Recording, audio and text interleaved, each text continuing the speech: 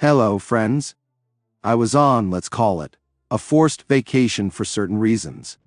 There were a lot of comments under the latest videos accusing me of not presenting the news in a positive way, and that I am too pessimistic. In fact, this is true, and I do not know how to deal with it. I understand perfectly well that you want to hear positivity from me, but at the same time I cannot understand where I can find it in a war. Every day there is destruction and death. Moreover, the processes that are currently happening in the country, what I see around me, and what people are talking about, are nothing but a catastrophe, regardless of how this war ends. I also want to ask you, what's next? What is the future of Ukraine? Do you have answers to these questions? These are the thoughts in my head, and I do not know what to do with it. Maybe you have some advice, then write them in the comments. Let's move on to the situation on the front lines. The situation near Vuhledar has deteriorated sharply for the Ukrainian armed forces. Russian troops have broken through the Ukrainian line of defense along the Kruhliakivka River west of Vuhledar. And the fighting is already less than a kilometer from the road to Bohoiavlenka, which supplies Vuhledar. With it cut, only country roads will remain for logistics, and the city will essentially be surrounded. Among the reasons for the deterioration of the situation, the military telegram channel Deep State cites the failure of the rotation in the 72nd Brigade and the introduction of reserves from the territorial defense to its positions. The defense of the 58th Brigade in Kruhliakivka has also crumbled, the telegram channel reported.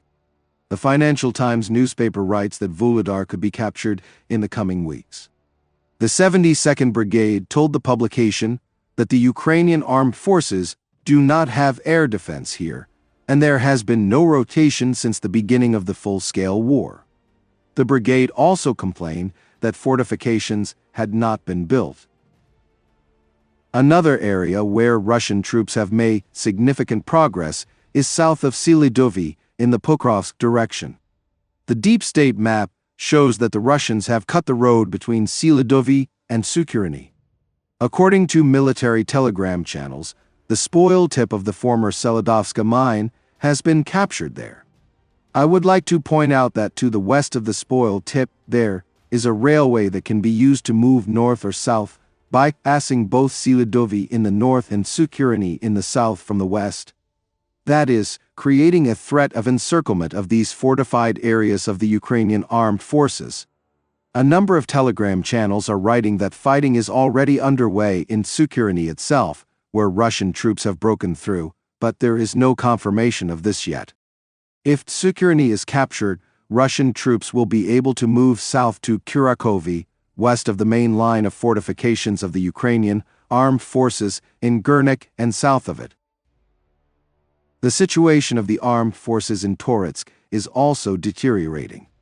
There, the Russians, according to Ukrainian military officer Bohoiavlenka, are gradually pushing through our positions in the direction of the southwestern part of the city and are trying to move toward the Zabolka-Nilipivka road with the goal of cutting off Zabolka and Kruhliakivka from asphalt roads before the rainy season begins.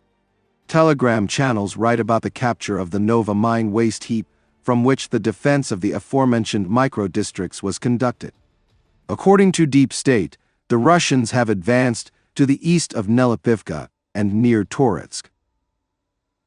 In addition, the situation of the Ukrainian armed forces in the area of the Oskil River south of Kupiansk is deteriorating, writes Deep State. The enemy continues to move towards the Bohoiavlenka-Kupiansk road, which is the main logistics route in that area, the telegram channel reports. The Russians have again advanced towards the village of Kruhliakivka, where the fork of both roads on both banks of the Oskil is located. According to the telegram channel, if the enemy brings reserves here, the available resources will allow them to build on their success, and this is fraught with a breakdown in logistics, which will lead to very bad consequences. Meanwhile, forecasts for the development of the situation in the Donetsk region from the Ukrainian and Western sides sound disappointing. Ukrainians must prepare morally and psychologically to the retreat of the Ukrainian armed forces from Selydove, Toretsk, and Vuhledar. This was stated by military expert Mashevitz. This is not necessarily going to happen, and I would very much like to be wrong, but from the information that I have, this is a very likely scenario for the development of events in the near future, writes an analyst for the Ukrainian group Information Resistance. People's Deputy of Ukraine Bezugla writes that fortifications around Kurakhove, Chasiv Yar and Konstiantynivka have not been prepared. At the same time, according to Bezugla, construction of fortifications around Pokrovsk and Myrnohrad has begun, but this is a local initiative. In addition, according to her, brigades of mobilized troops who did not participate in the battles and are fleeing, due to fear and lack of training, are being sent to reinforce the Donetsk and Kharkiv regions.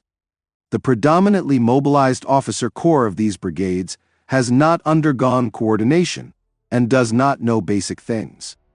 This continues to be done instead of priority reinforcement of combat brigades, she said.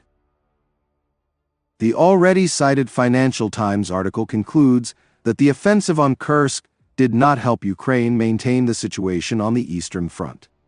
Ukraine had hoped that its daring operation would force the Kremlin to redeploy resources from the Donetsk region, but that has not happened. Instead, Russian troops have seized several towns, advancing from Pokrovsk to Myrnohrad and unleashing Russian military might on both logistical hubs, the article says.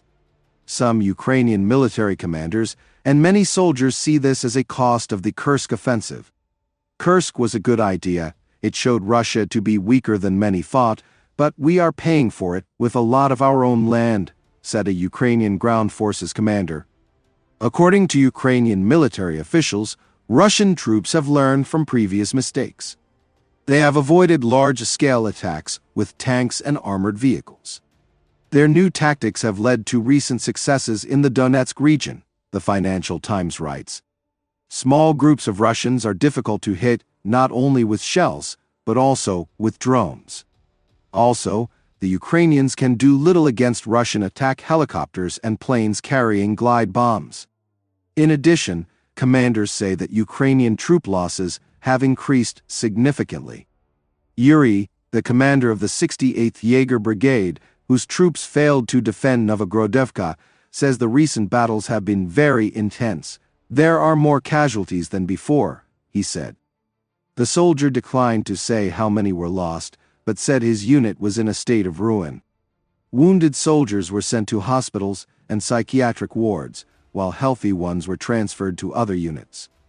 The battles for Vuhledar show that Russia is constantly changing its approach, weakening attacks where the Ukrainian armed forces are introducing reserves and strengthening them in other places. We see that many cauldrons are being formed, the military told the newspaper, commenting on the situation south of the Pokrovsk salient in the direction of Kurakhove and Vuhledar. Ukraine could lose Pokrovsk within 2 to 3 months, a representative of the unmanned reconnaissance unit suggests. He believes that the city will suffer the fate of Bakhmut due to constant shelling. Friends, this channel exists solely thanks to your support. If you have the opportunity and desire to support the channel, I will be very grateful to you. Thank you very much and see you in the next video.